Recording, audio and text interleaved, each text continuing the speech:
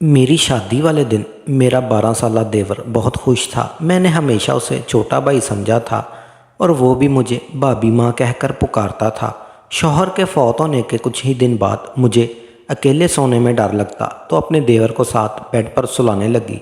सर्दियों की रातें थी और एक बिस्तर में मुझे देवर के साथ सोना बहुत अजीब सा लगता था। देवर मुझसे काफ़ी छोटा था। वो 12 साल की उम्र में भी 18 साल का जवान लड़का लगता था। शौहर के फौत होने के बाद मैंने बहुत मुश्किल से ही गुजारा किया था, लेकिन कब तक मैं इस तरह गुजारा करती। उस रात सोचा कि देखूँ तो सही कि देवर का रद्द-ए-अमल क्या होता है। आधी रात हुई तो देवर को हिला कर देखा तो गहरी नींद में था, लेकिन हाथ लगाते ही मेरी आंखें हैरत से फटी की फटी रह गईं, क्योंकि मेरे देवर का 7 इंच। 2 दिन पहले ही मेरा शौहर इस दुनिया से रुखसत हो गया था। मेरे घर में मेरी सास ससुर और नंदे भी नहीं थी। मेरे शौहर का इस दुनिया में छोटे भाई के अलावा और कोई नहीं था। जैद की उम्र सिर्फ 12 साल ही थी। वो मुझसे छोटा था। ज़िंदगी में मैंने कभी से छोटे भाई से ज़्यादा कुछ नहीं समझा था। मेरा देवर 12 साल का था। मैंने उसे हमेशा ही बच्चे की तरह समझा था। जब मेरी शादी हुई थी तो वो मेरी शादी वाले दिन ही बहुत खुश था। कहता था कि मुझे नई अम्मा मिल गई है।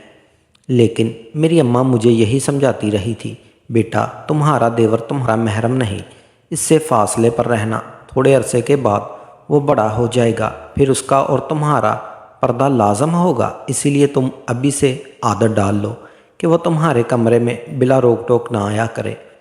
मैंने बहुत बार देखा है कि तुम्हारा देवर बिला वजह मुंह उठाए तुम्हारे कमरे में आ जाता है। बेटी तुम्हें ऐसा नहीं करना चाहिए। तुम एक शादीशुदा लड़की हो, तुम्हें अपने शौहर की भी परवाह करनी है और अपनी हदूद की भी। मैं अपनी माँ की बातें सुनती तो मुझे ऐसा लगता कि वो जैद के बारे में बहुत बुरा सोचती हैं, इसलिए मैं उनकी बातों पर खफा होती थी। लेकिन आज मैं जब बेसहारा हुई थी, मेरा शौहर इस दुनिया से ही चला गया था, तो मेरी आंखों से आंसू बह रहे थे। मैंने भी नहीं सोच सकती थी कि वो मुझे अपने 12 साला भाई के सहारे छोड़कर इस दुनिया से रुखसत हो जाएंगे। मेरी ज़िंदगी मुश्किल में पड़ गई थी। रो रो कर मेरा बुरा हाल था। रात के 12 बज गए थे। मेरा देवर जैद भी अभी घर तक नहीं आया था। वो शायद अपने भाई के रिश्तेदारों के साथ मसरूफ़ था।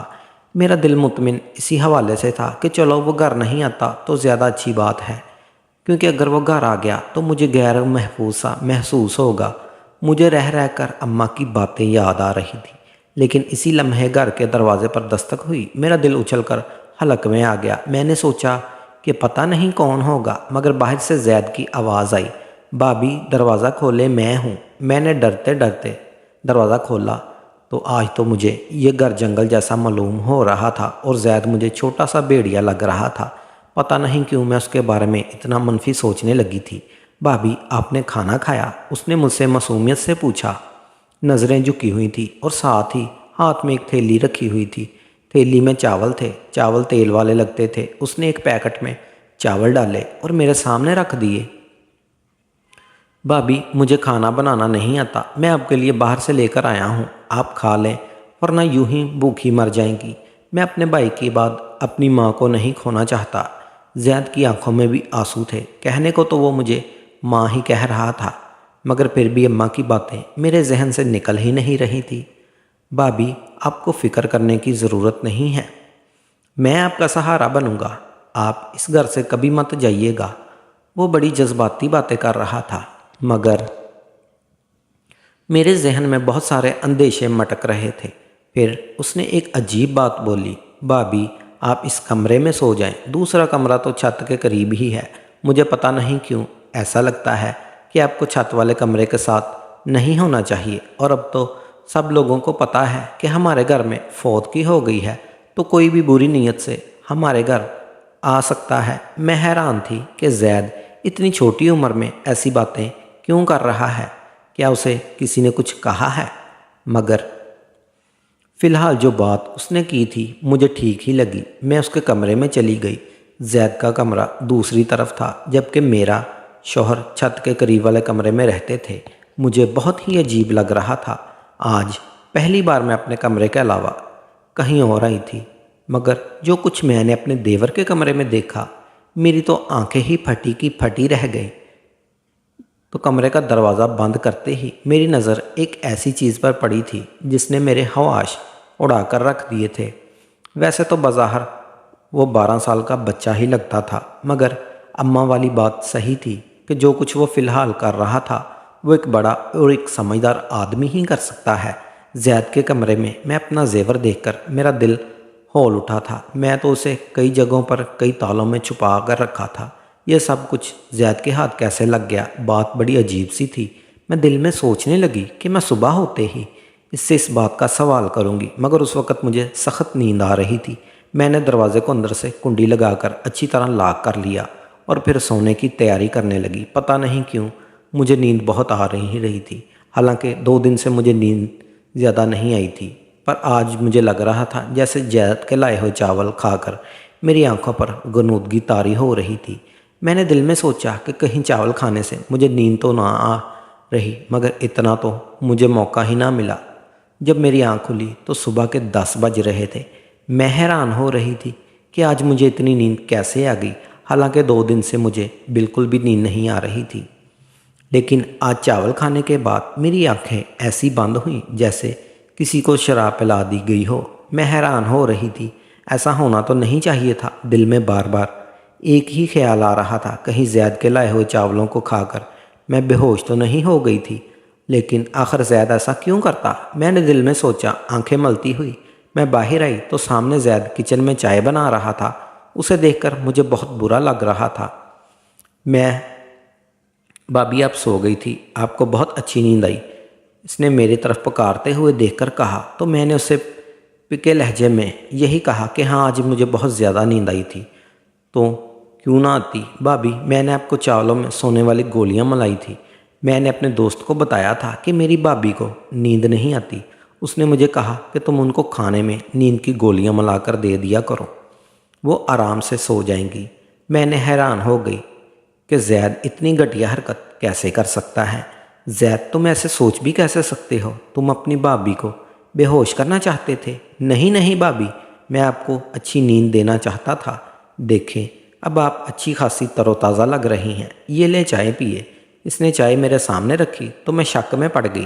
تم نے اس میں بھی تو کچھ ملایا تو نہیں؟ اللہ کی قسم نہیں بھابی، وہ تو میں آپ کی نیند کے لیے، آپ کے سکون کے لیے گولیاں ملائی تھی۔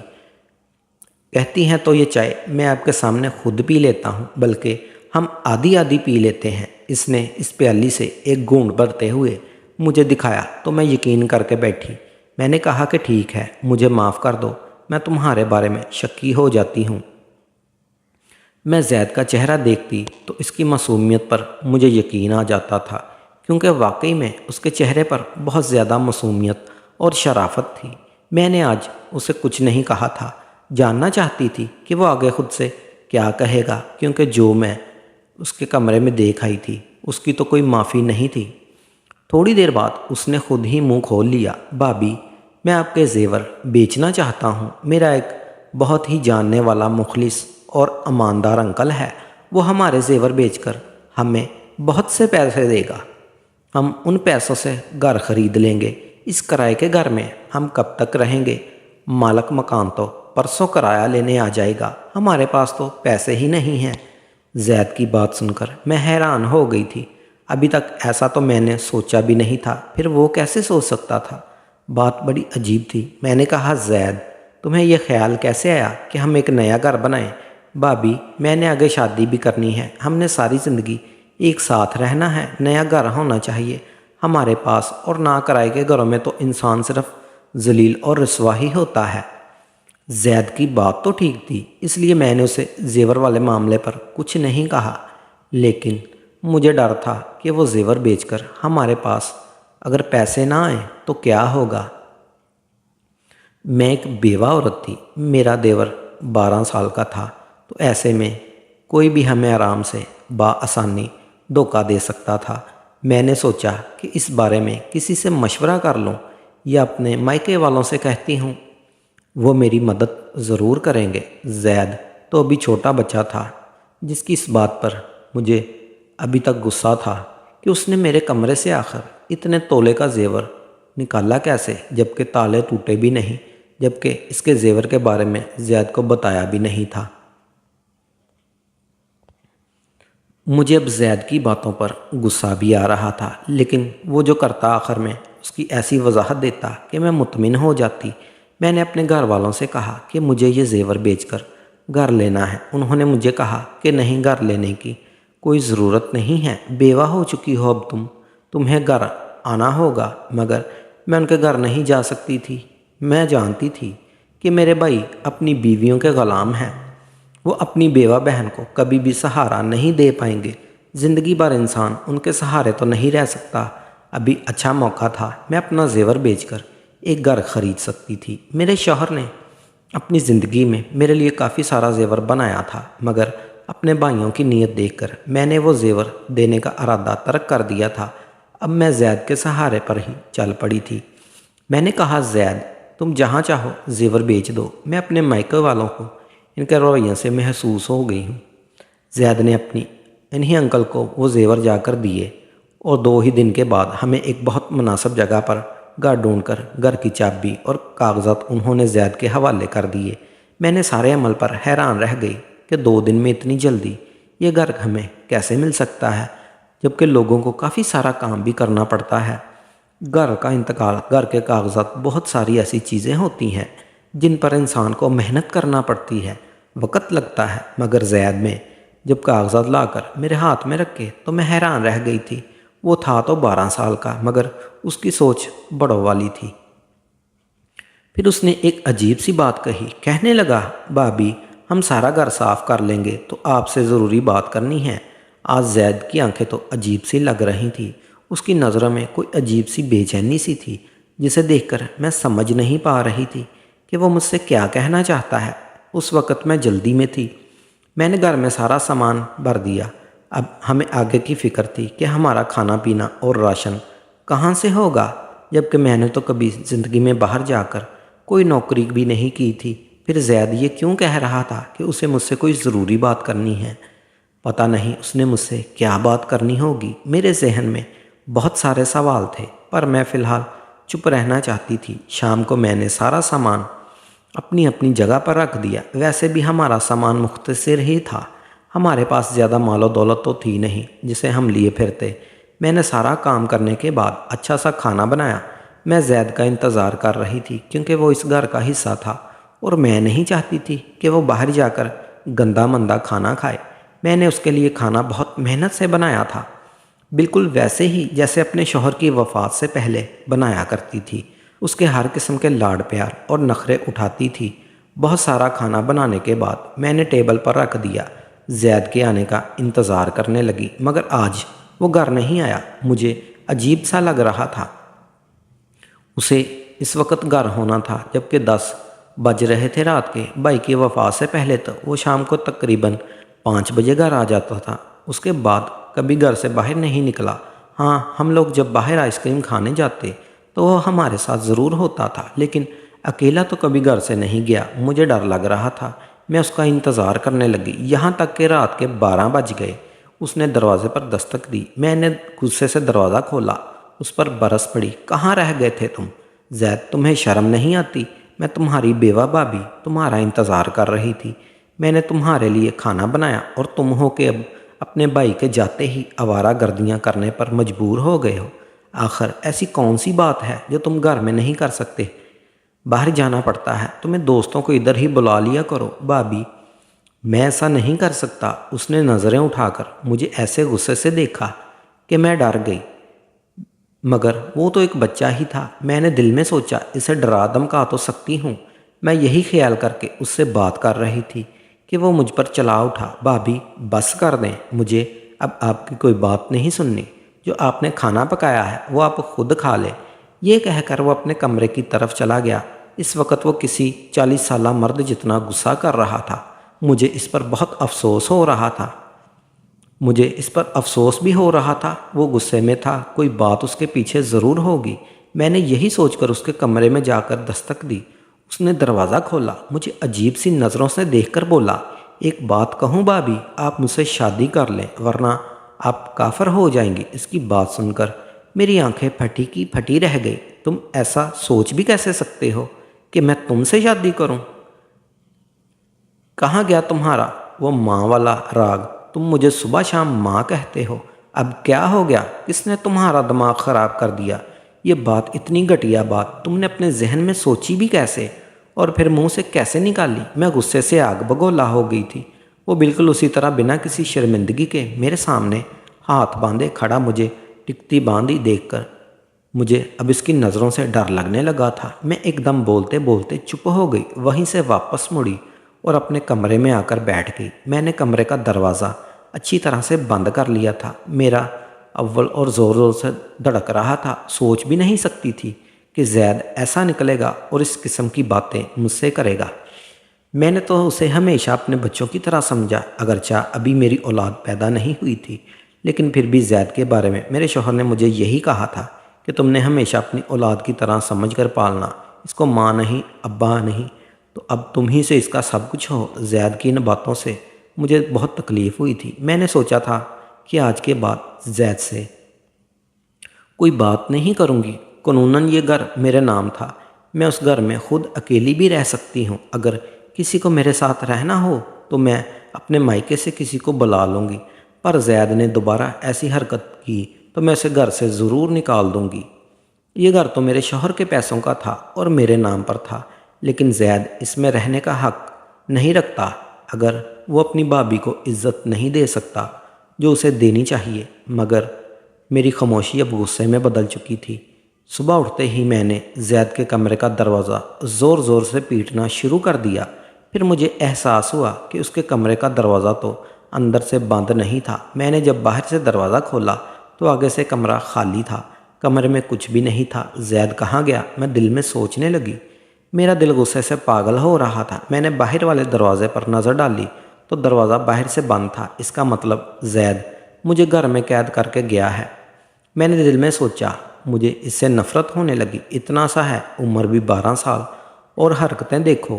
میں یہی سوچ کر اپنے مائکے جانے کا فیصلہ کر لیا، لیکن پھر یاد آیا میں تو عدت میں ہوں اور یوں بار بار گھر سے نکلنا اچھی بات نہیں۔ بس یہی سوچ کر میں بے بس ہو کر بیٹھ گئی تھی۔ شوہر کی وفات کو مہینہ ہو چکا تھا۔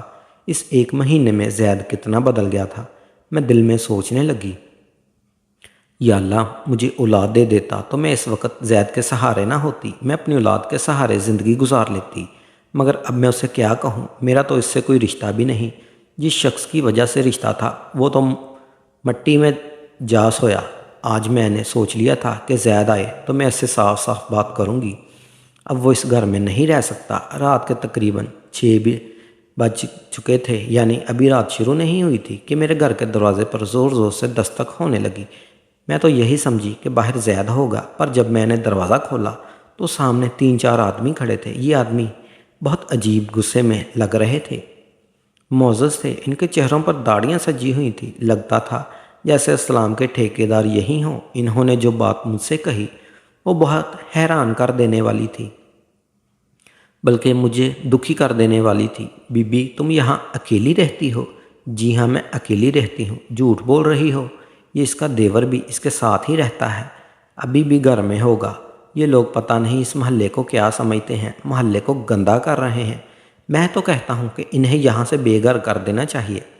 ایسے لوگوں کا اس محلے میں رہنا ٹھیک نہیں۔ دوسرا آدمی بولا، کیوں بھائی صاحب، ہم نے کیا کیا ہے؟ ارے بی بی، تم نے کیا کیا یہ تم ہم سے پوچھ رہی ہو؟ تم اپنے 12 سالہ دیور کے ساتھ اس گھر میں اکیلی رہتی ہو۔ تمہیں پتہ ہے کہ تمہارا شوہر مر گیا ہے، اب تم بیوہ ہو گئی ہو۔ یا اپنے ماں باپ کے گھر جاؤ، یا رہنا ہے تو شرافت سے رہو۔ یہاں ہماری بھی بہنیں، بیٹیاں اور مائیں ہیں۔ ایسے لوگوں کو ہم اپنے محلے میں برداشت نہیں کر سکتے۔ ان آدمیوں پر مجھے بہت غصہ آیا، مگر میں ان سے الجھنا نہیں چاہتی تھی۔ میں نے ان کے منہ پر ہی گھر کے دروازے بند کر دیا۔ آنکھوں سے آنسو بہنے لگے۔ زید پر مجھے سخت غصہ آ رہا تھا۔ یہ سب اسی کا کیا دھرا ہے۔ میں نے دل میں سوچا، اپنا سامان میں باندھنا شروع کر دیا، کیونکہ اب یہاں رہنا میرے لیے مشکل ہو چکا تھا۔ میں جانتی تھی کہ زید نے یہ ساری باتیں میرے بارے میں ایسے پھیلائی ہوں گی جیسے میں کوئی بہت گناہ گار عورت ہوں۔ سچ کہتے ہیں یہ دنیا اکیلی عورت کو کھا جاتی ہے۔ اللہ پاک سب کی عزتوں کی حفاظت فرمائے، آمین۔